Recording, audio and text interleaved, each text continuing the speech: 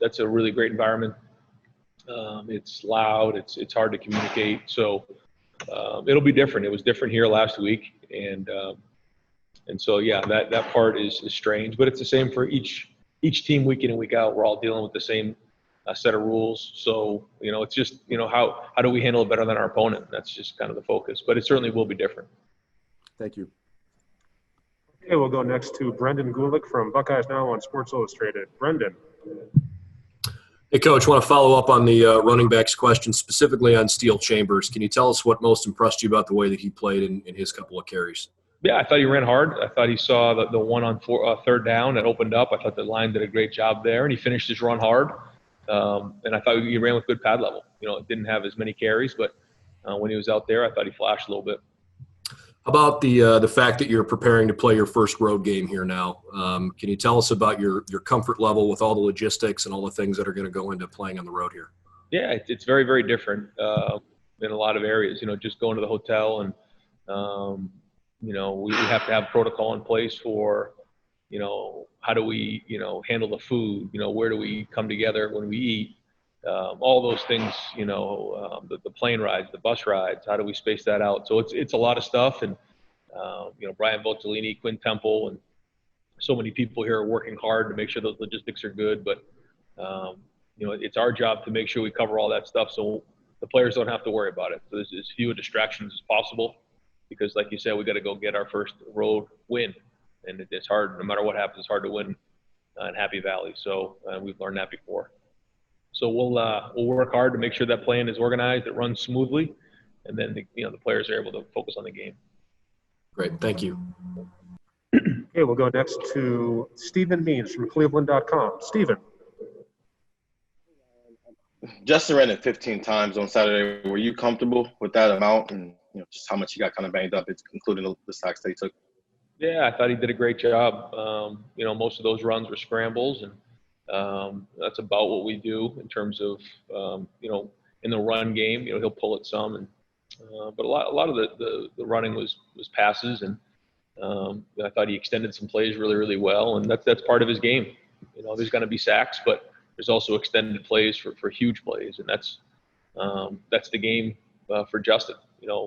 That was different for Dwayne. It was different for other quarterbacks, but for him, for every sack, you're going to get 2 or 3 extended plays. There's like 3 in particular. One was a touchdown run. If you tell him just to throw it away there, he doesn't scramble for a touchdown. So there's a give and take, and I think as the year progressed last year and even in this year, he's doing a good job of it, taking care of the football, making the decision at the right time. And I think there are times maybe he can keep his eyes downfield a little longer, but overall, I thought it was a really good game for him. Were you happy with the way the line pass protected? Yeah, I thought they did a really good job. Yeah, I think some of the routes we had were long developing. The pass to a Garrett Wilson, I thought the protection was excellent. I thought the running backs did a good job in protection.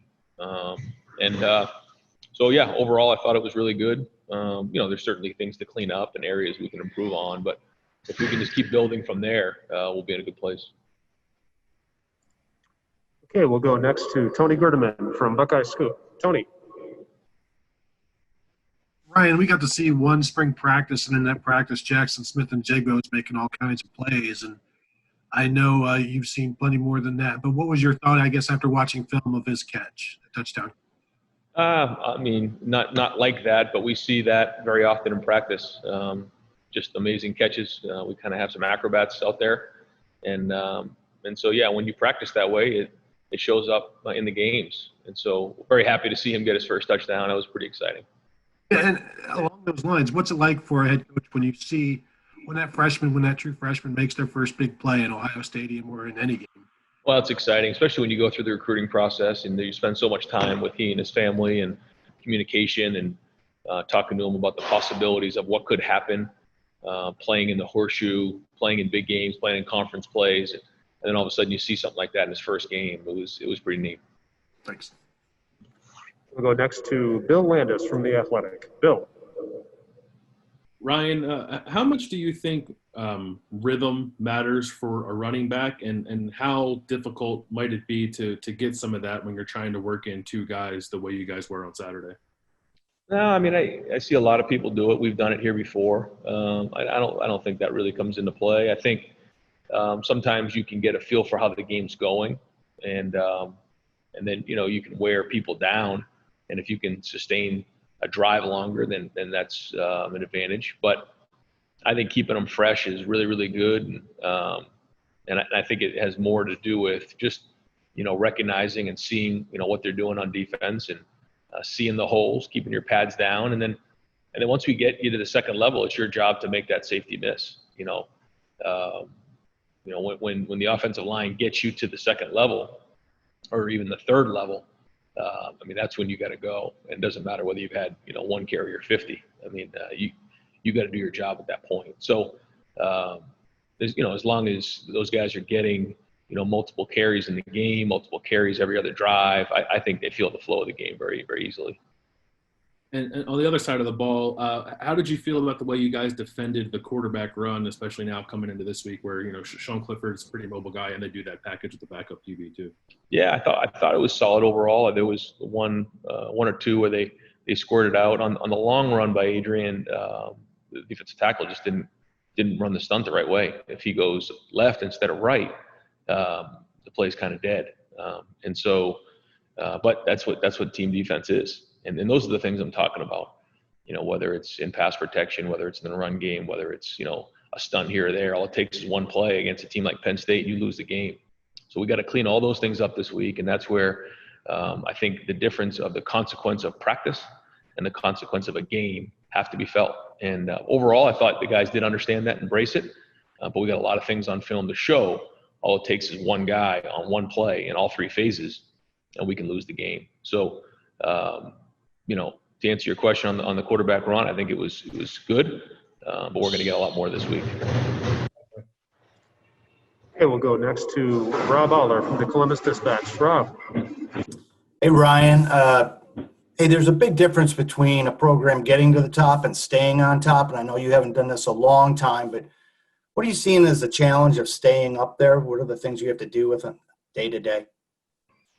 Well, the first thing you got to do is you got to recruit. You got to recruit every day. You got to recruit at a high level. If you don't do that, then that's the first way to get your program going sideways. So it's something that we have to do every single day. And then, the second thing is everybody's swinging for you. Everybody's you're going to get their best shot week in and week out. And this being a strange year, not having a bye week, and we're going to have to bring it every single week.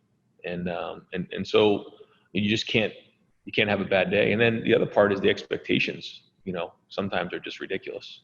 Sometimes we win 52-17, and some guys are walking around the locker room like, man, what happened? Like 52-17. It's a pretty good day, boys. And I think just that part is probably the biggest challenge. But those are all good problems to have, and I think we're in a good place. We just got to go get this one. This win right here will go a long way for us. And so it's all hands on deck. It's a very, very well coached team. They play well in all three phases. And so, we got our hands full this week. So we gotta make sure that we're on top of our game, having a great week of practice. With the virus, can you calculate? I assume that you can see and feel that you're a little bit behind, as everyone is. Are you 2 weeks behind? What's your feel, estimate as to really when you'll be kind of up to snuff, running where you want to be? Yeah, I think we probably have another week to figure that out. I think we learned some about ourselves in the first game, but we're at least a couple weeks behind for sure. And I think, that's where good teams really improve a lot from week 1 to week 2. And so if we can accelerate this thing this week and have a great week of practice and fix some of the things that we need to get fixed, that'll be important in terms of the catch up. All right, we'll go next to Dan Hope from 11 Warriors. Dan. Hey, Ryan, you named Chris Booker as your special teams player of the week this week. Just wondering what he's done as a walk-on to kind of put himself in that position. What a tremendous story. Between that and the Haskell story this week, Chris Booker's a guy who wasn't playing football, and Tim Hinton, met with him. He was on campus, and he was enrolled in school at Ohio State, and 2 years or a year and a half later, he's special teams player of the week, in a conference win against Nebraska. Just an unbelievable story.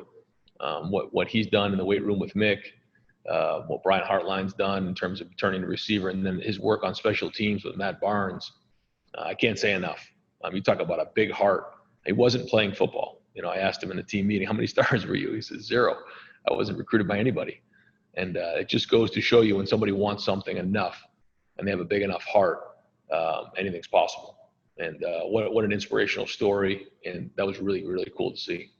There's been a few guys that have come from the club football program to playing on the varsity team at Ohio State.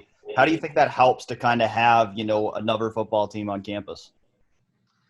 Well, I mean, this is, very, very unique. And our walk-on program right now and some of our walk-ons are tremendous.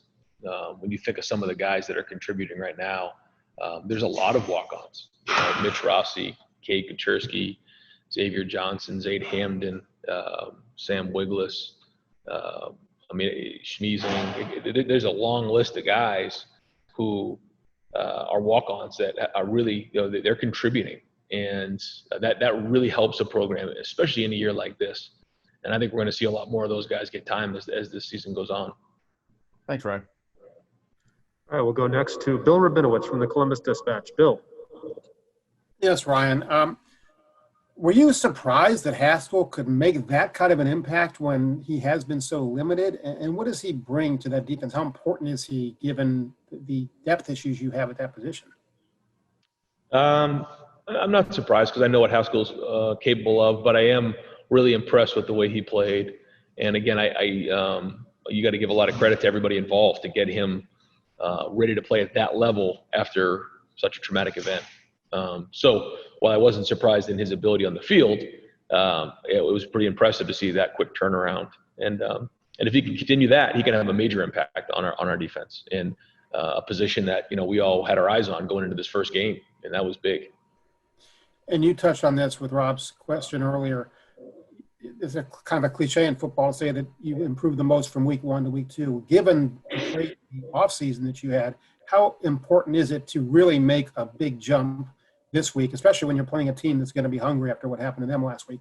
Yeah, I mean, they're always going to be hungry when they play us, but certainly, when you lose a game like that, everything's really, everyone just gets a little bit more hungry. And like you said, we got to do a great job this week. And the issues are there, and we got to get them addressed. And that's coaching.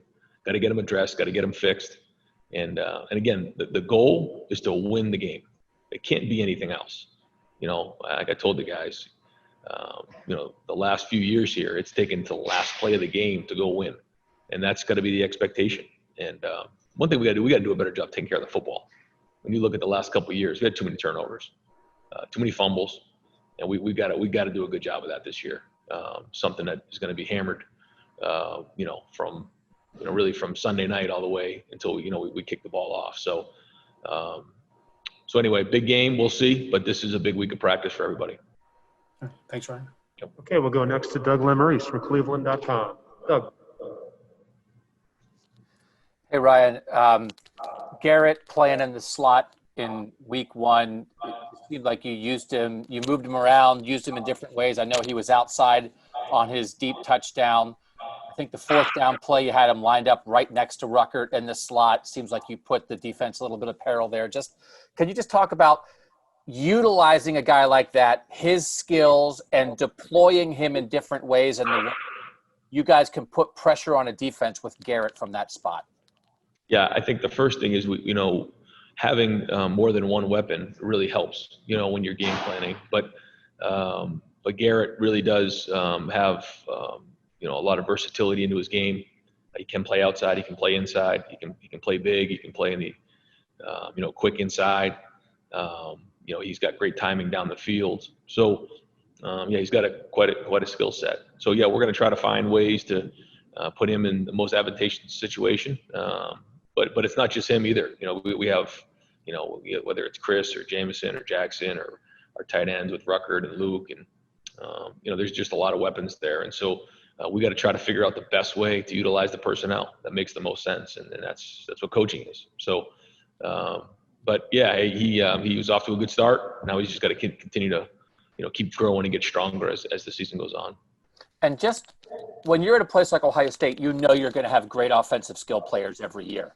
But as you're game planning, can you just describe the thought process of this is what we want to do schematically versus these are our particular guys. This is our particular personnel and their skills, and how can we best utilize that constant balance of scheme versus accentuating players? Yeah, I think it's the way you described it. It's first off what makes the most sense schematically, and then how do you put the players in position to utilize their skills best. That's kind of how we do it. Not the other way around. You have to figure out what you think is the best way to attack somebody, and then plug the guys in that are gonna show their strengths, and that's how we do it. And I'm sorry to follow up, just last thing. The thing you mentioned about the balance of big plays versus sacks with Justin, and that maybe you have to live with the sack because you get 3 big plays out of it. I remember last year early on with him, you said one of his best plays in a game was throwing the ball away, and that's when he was a young quarterback. What's that evolution been like for you of okay, maybe we got to let this guy try to hold on to the ball because we're going to get something good out of it? I think if you're 2nd and 18, not good. I mean, that's a mistake. I think if it's 2nd and 11 and he just got caught, not bad. We can live with that, because for every one of those, we're going to be 2nd and 6 or 2nd and 3 because he's going to scramble for 7 yards. That's all that hidden yardage that I don't think anybody realizes, and so, there's times where, if he gets flushed and he's 8 yards behind the line, he's got no right taking a sack at that point. I think that's the give and take and figuring out that part of it, because once you get into, 2nd and 18, there's no good plays there. So that's all part of it. And when you find yourself in those situations where you're going to take a big, loss, that's when you got to ditch it. So that's the idea. Thank you. Okay, we'll go next to Kyle Rowland from the Toledo Blade. Kyle. Hey, Ryan. Road teams across college football this year have won at a pretty high rate. Without fans at Big Ten games, do you think home field advantage will be largely neutralized? I don't know. I can tell you it was different for us. I share the story about Seven Banks, picking the ball up and scoring. That place would have been going absolutely wild, especially during that stretch. We kind of had some momentum going there. You didn't feel it. It was just like another day of practice. So it's different. And I don't know, maybe if it's the momentum swings, whatever it is, it's different. But it's different for both teams, and we just got to deal with it. The crowd and atmosphere is like the obvious huge difficulty on the road. What are the other elements that make road games difficult for teams? Just how are they different? You don't stay at home. Once you get done, you take a plane ride, you're traveling, you're sleeping in a bed that you're not used to. You're a little bit out of your routine that way. But the positive is, you're kind of away from, although we're isolated right now anyways, but usually, you kind of get away from everybody. You just kind of get on the bus and you get on the plane and you're just with the team. So sometimes that's good. There's a little bit less distractions that way than when you're home. But it's just dealing with that. And then, after the game, you got to fly and you got to get back, you get late at night. But other than that, I mean, it's something you get used to, especially, for the older guys who have been through a lot of games on the road before. Appreciate it. Mm-hmm. Hey, next up is Jared Smalley. Jared. Hi, Ryan. As you saw Saturday, Penn State lost a game that statistically they should have won, and maybe won fairly comfortably. Did they look like the team that you kind of envisioned them being? I think they look excellent on all 3 phases. I think they look well coached. I think they have good talent, and this is going to be a tough game. A very unique game, like you said. The score doesn't really tell the tale. And watching the film, they have good players in all 3 phases, and they're well coached. So this is going to be a difficult game, and a lot of respect for James and his coaching staff over the years. And you got to earn wins against these guys. So it's going to be one of those games where we got to start from the beginning, take care of the football, play really strong, get the game into the 4th quarter, and win it in the 4th quarter. And 2 places in particular where they had a transition at a position. Defensive end with Parsons not there, and then Journey Brown, the running back, not being available for them. Any sort of view on how those positions they fared and maybe the depth that they had there to move forward? Well, those are 2 very, very good players. And, very unfortunate that, America and the Big Ten aren't able to see those guys play. Hate to see that. That's not good for our conference. And so, yeah, anytime you have good players like that, certainly it's felt. But, it's like anything else. You just gotta rally and move on, which they are doing, and they have really good players. They've recruited well. So there's other guys that are playing, but certainly you don't easily replace good players like that. Yeah, we'll go next to Nathan Baird from Cleveland.com. Nathan. Hey, Ryan, I asked this obviously in light of what's going on at Wisconsin this week, though I assume you probably thought of it earlier, but was there any adjustment made to the way that your quarterback room specifically congregates or associates in terms of trying to mitigate any contact tracing problems if something does come up? Or do you kind of have to just trust the testing and go forward with operations as usual? We break it up. When they're in the quarterback meeting room with Corey, they obviously are all masked up and distance, and they do a great job of that. But I'll grab Justin and kind of take him on my own sometimes, just to for a lot of reasons. But that's one of them, to kind of keep him away from some of the other guys. But what a tricky situation. It's just it's a very, very contagious virus, and I feel for all these teams that are going through this, and that's where, just keep talking to our guys about it. You just cannot take a deep breath, because once it gets one guy, there's a lot of people at risk. And so, yeah, it's not easy, but that's something we try to do. And specifically for your defense matching up against Pat Fryermuth, just what problems does he cause, maybe especially for a linebacker group that's still maybe kind of getting its feet under it as it shifts positions? Excellent player, mismatch and really can be a mismatch in both areas, the run game and pass game. Very competitive, good ball skills, and so yeah, he can be a mismatch for sure. All righty, next up is Joey Kaufman from the Columbus Dispatch. Joey. Ryan, a little bit of a question about recruiting our high school players, but there have been some guys who have opted out of their senior seasons across the country, either just for COVID reasons, or they're not having a fall season of some kind. Obviously, different positions probably need the development in different ways, but for a quarterback, what's the importance of having like a senior season or something like that for their getting a couple games under their development? Because I can't imagine they can go off and train in the same way. No, that's the thing that is so difficult about football. You can't really practice football other than play it. You can't go, like in basketball, you can go shoot hoops or drills or, work kind of one-on-ones or play a pickup game. Baseball, you can go and, take batting practice. I mean, just about every sport, but football is different, certainly for a quarterback. You just don't get, you can say 7-on-7. 7-on-7 is unrealistic. I think 7-on-7 sometimes hurts quarterbacks because they're just not used to playing in the pocket. They start throwing balls that are unrealistic. So playing the game is the number one thing. And when you look at the success of the guys who play in the NFL, a lot of them have a lot of game experience under their belt coming out of college and high school playing in the NFL. It's just the truth. And a lot of that is because you can't replace experience. So yeah, the more of those guys can play, the better off in terms of their development. Do you all worry about their development sometimes?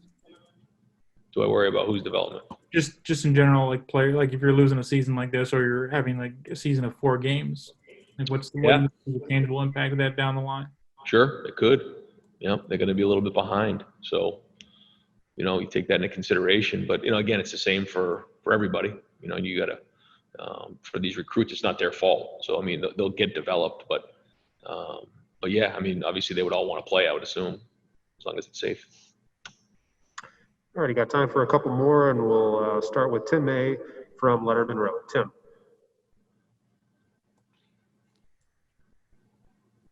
Hey, Coach Day, appreciate it. 3 quickies. Number one, your backup quarterback situation, is it going to be fluid all year? Is Jack the backup as we speak right now? Just what can you enlighten us on there? Yeah, it's an ongoing deal. And at some point, if one of them jump in front of the other, then we'll go from there. But as of right now, like I said, there's just lack of reps, like we just talked about. So they're still battling, still learning. They're still trying to figure it out. They're getting better. They're showing, some flashes here and there, but we'll just keep that going and kind of take it week to week. is your question mark at running back now, question as in quandary of who plays, et cetera, is still Chambers now in the thinking now of a top 3 instead of a top 2? Just where does that fit? I mean, we're not changing what we're doing, but Steele is certainly capable to get in the game, and if it calls for that, we feel comfortable putting him in there. Yeah, and let's say, Penn State specifically, what do they do defensively? What did you see as you looked at their game against Indiana? Because they were pretty tight against Indiana until really the last 2 minutes, and there were some miracle plays made to a certain extent. But what just jumps out at you about their scheme and what they do defensively that makes them special? Personnel, they have really good players. The defensive ends are excellent, and their scheme is just really solid. They don't give you big plays. They make you go all the way down the field, and they combine keeping it in front of you and playing really good zone defense with being aggressive and blitzing. Those guys really like to blitz. They're really aggressive, and so you have to be ready for that. You got to be able to handle the pressure, or else they'll just keep coming at you. Yeah. Thanks, man. Yep. All righty, and our last questioner for the day will be Chris Mueller from the Pittsburgh Post-Gazette. Chris. Hey, Coach. Marcus Hooker is a local product here from Pittsburgh. What did you see from him in his debut this week, and how have you seen him kind of grow from year 1 to year 3 now with the program? He's grown a lot, maturity-wise, for sure. I thought he was solid for the most part after the first drive, and he's only going to grow with more experience. But it's been great to see his development and the way he's worked, the way he's got to really spend quality time with Kerry Combs and Matt Barnes, and they've really done a great job with him. But he's an integral part of our defense, and he's going to have to be solid for us, just like Jordan was last year. And he's going to be really a direct effect of how good our defense can be.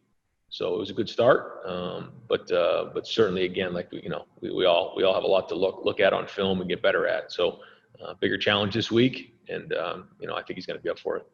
Are there any ways that he compares to his brother Malik, maybe in his approach to practice or his character, his work ethic, or anything in particular that he does that you see and you think of Malik? Listening to some of the guys talk, there are some characteristics that they both share. But I wasn't here with Malik, so I don't really know. But listening to Kerry and listening to Coach Mick, they do have some different characteristics apparently that that brothers I typically would have. So I'm hoping they have a lot of things in common. We'll see as the season goes on.